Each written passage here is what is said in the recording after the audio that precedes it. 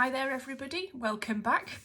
We are reading our new book, Codename Bananas, and today we're going to read chapters 3 and 4, because they're only small chapters. Chapter 3 is called Party Tricks. Eric had dashed past animal after animal until he finally reached his best friend's cage. To his sadness, he saw Gertrude the gorilla squatting in the corner with her back to the crowd, rocking to and fro. This was not right. Something was very wrong. The old girl was not her normal self at all.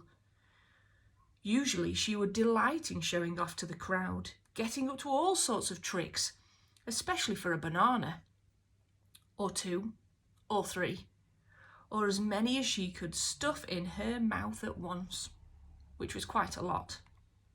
Gertrude's favourite party trick included sticking out her tongue, waggling her bottom, beating her chest, saluting the soldier, putting her fingers in her ears, pulling and peeling a banana with her feet, swinging on her rope like Tarzan, and flattening her nose right up against the bars of her cage. Got some pictures of her doing her party tricks. She also liked to perform cartwheels, giving the crowd a royal wave, blowing a banana up into the air with her mouth and catching it again, rolling around in the straw hooting with laughter, pretending to slip on a banana skin, and copying the walk of anyone who passed by, especially that of the uptight zoo director general himself, Sir Frederick Frown. The boy couldn't bear seeing his friend looking so sad today. Last night's bombing raid had clearly frightened the life out of her. The crowd gathered around her cage and they were muttering and moaning. "I paid good money for this. Fat lot of good that gorilla is. What a waste of time." Eric couldn't get through all the people, so he climbed up on top of the bench and shouted, "Gertrude!" The moment the gorilla heard her friend's voice, she stopped rocking and stood up. Then she leapt onto the rope and shimmied up with ease, using her hands and feet. Once at the top, she spotted the boy over the sea of heads. "Yah!" she cried on seeing Eric. Despite it being ear-spittingly loud, you could tell it was a happy cry. Chapter 4 is called Blowing Raspberries. All those in the crowd looked around to spot who exactly this gorilla was so excited to see. Eric was painfully shy. Such was his embarrassment at being stared at that he blushed redder than a tomato. Eric gave a little wave back to his friend. Then the crowd parted to let the boy go to the front. Gertrude shimmied down the rope with ease and lolloped over to Eric. He put his hand up against the metal bars. "Be careful," came a shout from the crowd. "Gorillas are dangerous," came another. "It will rip your arm off quicker than you can say Jack Sprat," warned a third. The gorilla followed the boy's lead. Gently, she placed her hand up against the bars for the inside.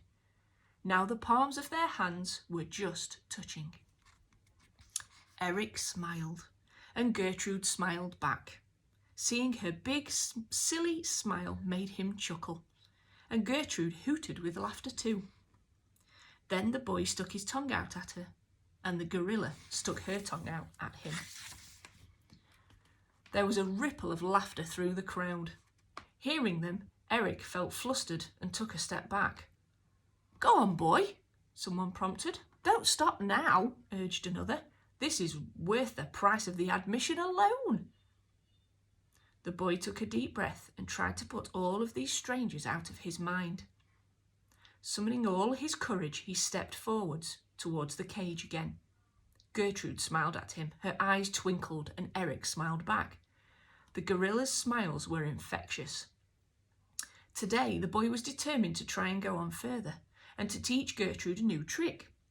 So Eric did something that always made him chuckle. He blew a raspberry. There were tuts and rumours of disapproval from some of the grown-ups. Clearly, they were unimpressed with this childish humour. but the gorilla was not. Gertrude looked puzzled for a moment. Then she pursed her lips and blew, but no sound came out. Egging her on to try again, the boy slowly pursed his lips, pushed his tongue forward, and blew again. Came from the crowd. Looking at Eric the entire time for encouragement, the gorilla copied him. And once again she pursed her lips and pushed her tongue even further forward. This time, like a raspberry blowing champion. Gertrude blew the loudest, longest raspberry the world has ever known. Success! Despite now having his face covered in gorilla spit, the boy couldn't help but laugh. The stern-faced crowd began to chuckle too. Well played, boy. That child is a marvel with animals. This pair should be on the stage, they cried. Feeling 10 foot tall now, Eric was wondering if there was something else he could do. Could these raspberries be blown into something resembling a tune? There was only one way to find out. The boy didn't know many songs. One he often sang in school assembly and had, in fact, sung that very morning, called Rule Britannia. So, replaying the tune in his head, he began raspberrying out the tunes of the chorus. Just to note that raspberrying is actually a word that we have just made up. See your Williams Dictionary for the definition. Eric then fell silent in the hope that Gertrude would follow his lead. The gorilla tilted her head and looked at the boy as if he was balmy. Undeterred by this, Eric persisted. The boy repeated himself. And Gertrude again tilted her head to the other side. Then a mischievous thought flashed across her eyes, and she pursed her lips together and pushed her tongue forward. The long, low raspberry came out once again, covering the boy with gorilla spit. Good luck with that one, lad, smarted a voice from behind. Next you'll be teaching her to play games or dance for the Royal Ballet. They all laughed. Eric could sense people ebbing away, but he was sure it was worth one more try. This time, the most wondrous thing happened. Gertrude joined in.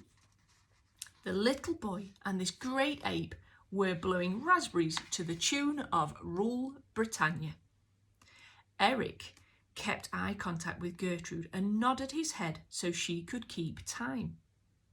He was pretty sure that she didn't know the song. Why would she? But she was picking it up very quickly.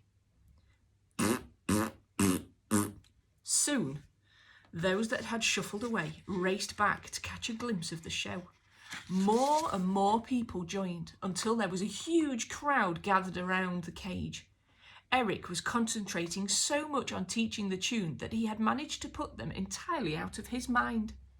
Focusing on Gertrude, the pair reached the end of the chorus with one last big booming raspberry. Instantly, the crowd broke into wild applause. More, encore, play us another. The boy turned round. Because of the fuss, his face was now red as a London bus.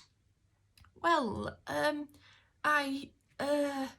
Then, at the back of the crowd, he heard a voice. An angry voice. A voice he knew only too well, shouting his name. Eric! There is Eric and Gertrude. That's the end of chapter 4. Who do you think it is that's shouting his name from the back of the crowd? Chapter 5 is called Granny Spittle. Let's see what happens then. See you soon.